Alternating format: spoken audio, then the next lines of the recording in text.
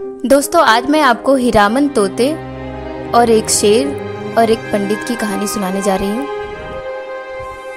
आपको ध्यान से सुनना होगा, अंत में इसकी शिक्षा जो मिलती है वो मैं आपको बताऊंगी। एक जंगल में बड़ा सा घना सा एक बरगद का पेड़ था।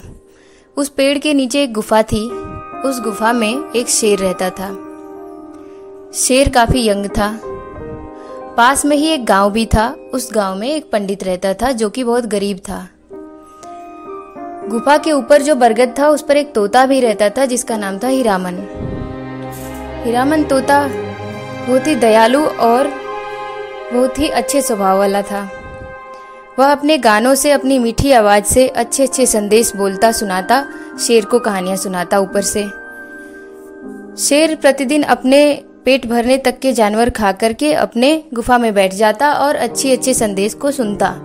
इससे उसका दिमाग कूल, शांत और खुश रहता था। एक दिन वह पंडित जो है अपने गांव से निकल करके जा रहा था दूसरे गांव में भिक्षा मांगने। रास्ते में गुफा पड़ी। शेर गुर्राता हुआ निकला बाहर। लेकिन तभी हीरामन तोते ने ये कहा कि अरे शेर, ये तो विद्वान पंडित हैं। तुम्हारा पेट भरा हुआ है और तुम्हारे पास इतने सारे सोने की ईंटें रखी हुई हैं, तुम्हें इनका आदर और सम्मान करना चाहिए।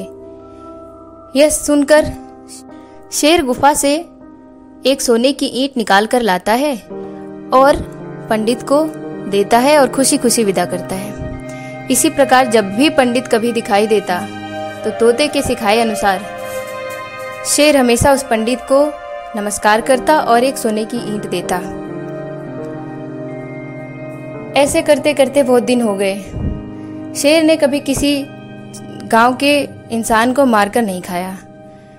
लेकिन थोड़े दिन बाद वह हीरामन तोता किसी कारण से मर गया। अब उस बरगद के पेड़ पर चील, कौवे और कर्कश ध्वनि वाले, कर्कश सुरों वाले पक्षी और जानवर आसपास रहने लग गए। अब शेर का दिमाग खराब हो जाता उससे और शेर के व्यवहार में भी परिवर्तन दिखने लग गया। लेकिन प्रतिदिन की तरह से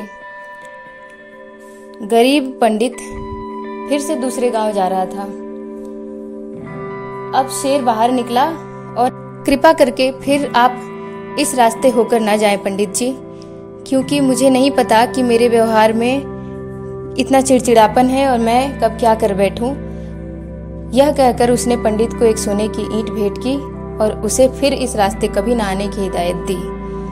दोस्तों, इस कहानी से सीख ये मिलती है कि हमें अपने आसपास परिवेश में हम जैसे माहौल में रहते हैं वैसा वैसा हमारा स्वभाव होता जाता है और हमें पता भी नहीं चलता है। इसलिए हमें अपने आसपास अच्छे सज्जनों, अच्छे लोगों को और अच्छे माहौल को, शांत माहौल को बनाकर रखना चाहिए, जिससे हम दूसरों को भी नुकसान ना पहुंचाएं और हमारा व्यवहार भी अच्छा बना रहे।